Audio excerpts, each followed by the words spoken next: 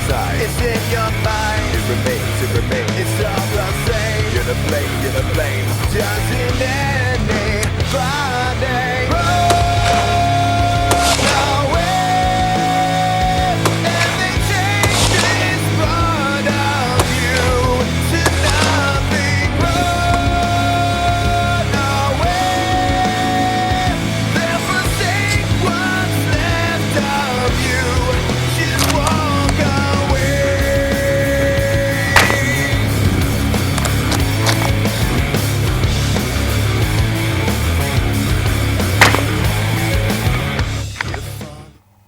Hey guys, and welcome to Aussie Reviews. Well, today I'm checking out the Ruger Model 77 22 Magnum rifle. Now this rifle is in the black synthetic stock with the stainless steel finish. So for those of you who don't really find that appealing, you can get the more traditional style with the walnut stock and the blued finish. So let me go ahead and just clear it so you just know that there's no ammunition in it, it's not loaded, and there's no ammo anywhere near the rifle.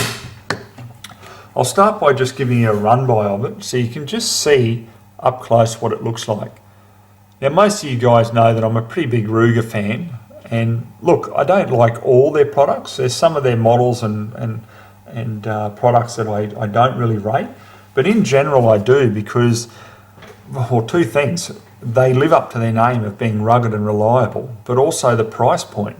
You know, they're affordable to the everyday shooter, and they perform fairly well for that price point.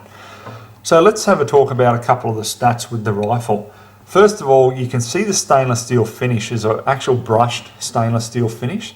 So what that means is that it's not a high polish. So in other words, if you're out in the field, you're not giving away your position there, you know, with just reflection in general coming off the barrel or the rifle just overall. Now the barrel itself is 20 inches in length, so it is a sporter barrel. So in other words, it starts off quite thick and then just tapers down nicely to the end there. So 20 inches or 51 centimeters and a 1 in 14 twist with the barrel there. Now the action is just so rugged, and because it's made from solid stainless steel. So, and you can really feel that, like when you cycle that bolt, it reminds me of the old Mauser action. It's just so rugged. Really, really nice. You've actually got a 3-position safety on the Ruger 77 as well, which is quite unique, and I actually like it. So if you've got the safety off, then obviously you can fire, you can cycle the action, you know, move the bolt, no problem at all. If you come back to the first setting there, okay, you won't be able to fire it, so it'll lock the actual trigger there. However, you can cycle the bolt. So the good thing about that is obviously if you're out in the field, and you know you want to put it on the safe, but you still want to extract a live round or even a spent shell, then you can still do that. Then your third setting at the back here locks everything, okay? So you won't be able to pull the trigger, and you can't lift or manipulate the bolt or work the action in any way, shape or form. Really, really nice. Probably my only bugbear with it is not so much with the safety, but just the action is with the bolt. It is a 90-degree throw, which is, you know, isn't too bad.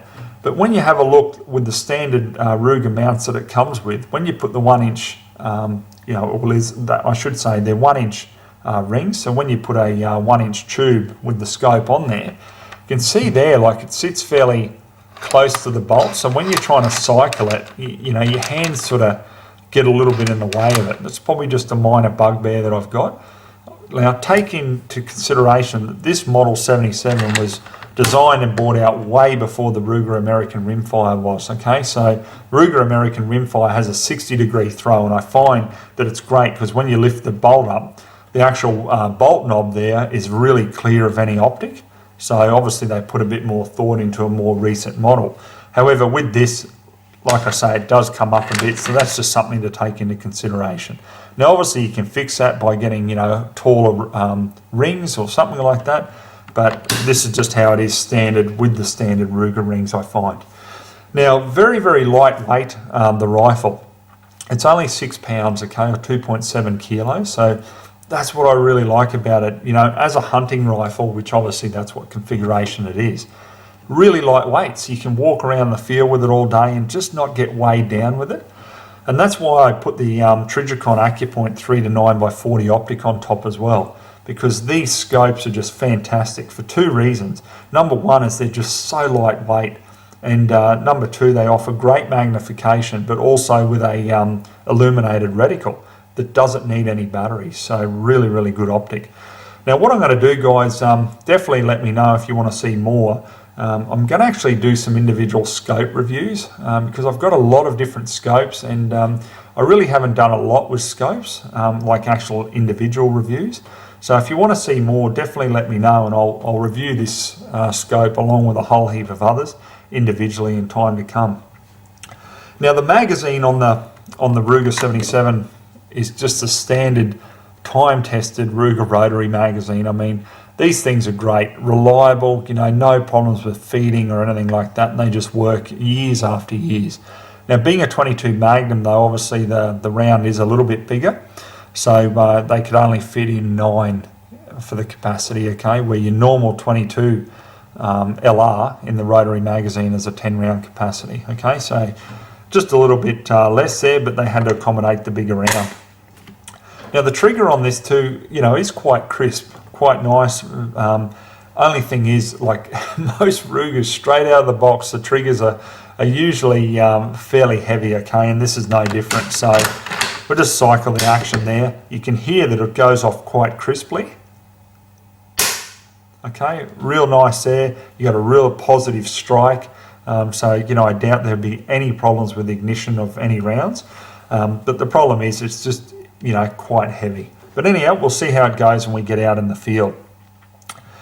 Now, the other thing that I'll talk about just briefly, guys, too, is with the action, we've gone through everything there. But one thing that's quite important, and there's probably going to be a few of you, especially if you've got the age about you, that'll look back at the years gone by, like the early 90s.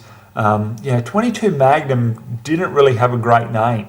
And the reason for it, well, one of two things. The first was that the ammunition available for 22 Magnum wasn't fantastic. We were very, very limited years, you know, in years gone by. We pretty much were limited to 40 grain hollow points. You know, you could get some 40 grain solids, but pretty much the same in terms of accuracy and so forth. Now, Federal have had the 50 grain factory ammunition for 22 Magnum for quite some time now. A lot of people don't realise that, but it wasn't widely available. So, you know, we were very limited. But now when you look at it, like you go into most gun shops, and I mean, you can get, you know, CCI, Hornady, Federal, like you name it, they're all making 22 Magnum ammunition, and in such a wide variety of projectile weight. So you can get them with like the 30 grain VMAX, which is absolutely perfect for, you know, like varminting. But then if you want to take some heavier game, well, you've got the 50 grain jacketed hollow points from Federal. And then you've also got now, Hornady have brought out a 45 grain critical defence round, I mean, which will, I could imagine would be amazing on game. So, you know, you've got so much variety now for a wide variety of applications with the 22 Magnum. So if you are looking at it, you want something with a little bit more punch than the 22, and you just want to be able to shoot out there with a bit more authority, I guess is probably the better word for it, over the normal 22. You know, so you're looking at 100, 125 yard shots, maybe stretching it out to 150 at the maximum. Then the 22 Magnum is definitely worth a look, and that's why I thought I'd revisit it. So now, guys, let's get out on the farm and we'll try various ammunition through the rifle and see what results we can achieve. So I've got a fair variety of ammo here, guys, and I'm going to put 9 rounds through for each group, for each of the ammo. Now we've got a target out there at 50 metres, so we'll just see how we go with it. So just to run through the ammo, first of all, we've got the Hornady, the Critical Defence, which is a 45 grain projectile. Then we've got the Highland, which is a 40 grain hollow point. Then we've got the Winchester Power Points, they're also a 40 grain hollow point. Then I've got the CCI, which is loaded with the 30 grain VMAX. And then the last one we'll be shooting is the Federal, loaded with the 30 grain hollow point TNT projectile. So as you can see, we've got a fair variety of different ammo there. So we'll see how we go, and hopefully we can come up with some decent groups. Now the wind's sort of okay at the moment, but it is picking up, dropping, so a little frustrating with that, but I still think we should do pretty well with the Ruger.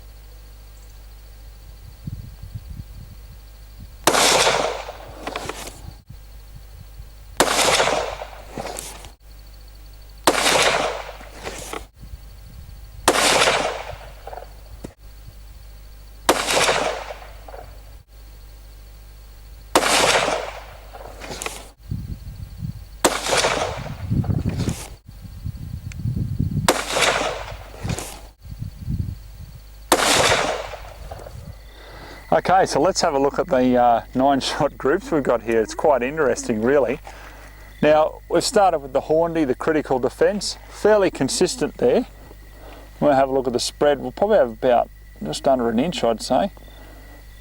Yeah, 0.8 of an inch.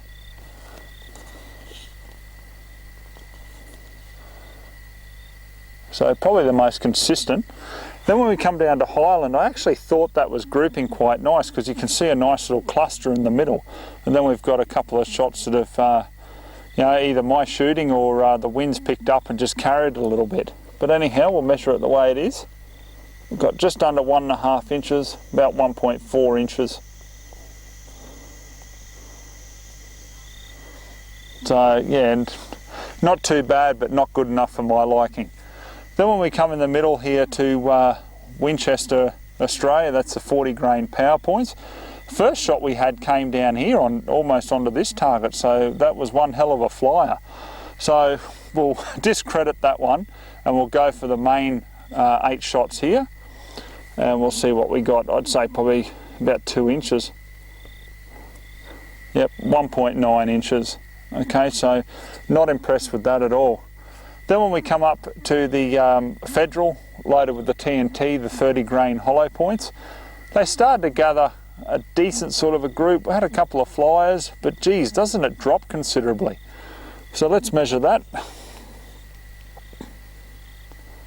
Just a fraction under an inch, 0.9. And then when we come down to the final, the CCI loaded with the VMAX, the 30 grain there, I mean, just started chewing the centre of the target out there, didn't it? But we found that we've had just a couple of little flyers.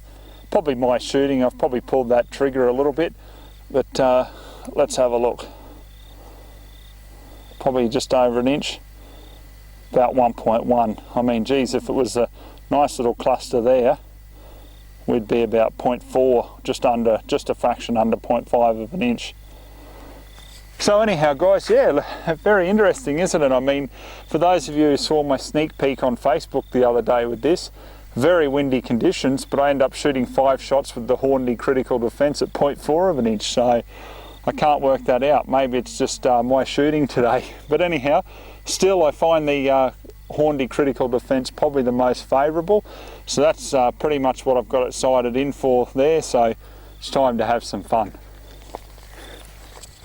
So I'll just show you the loading of the mags, guys. These magazines in general, the Ruger Rotary magazine is time tested. It's been around for many, many years and ultra reliable. So when you load it, very straightforward. Just clips in, real neat. And obviously it takes 9 rounds in the 22 Magnum.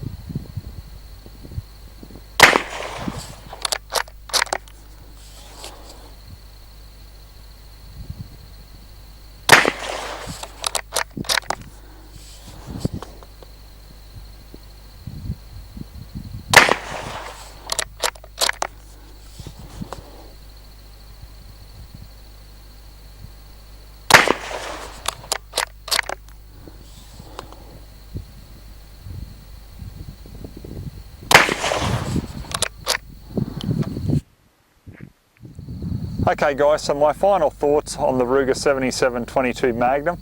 Now, I absolutely love the rifle in this configuration with the stainless steel, the synthetic stock. It's just so lightweight and it's going to take the knocks on the farm as well.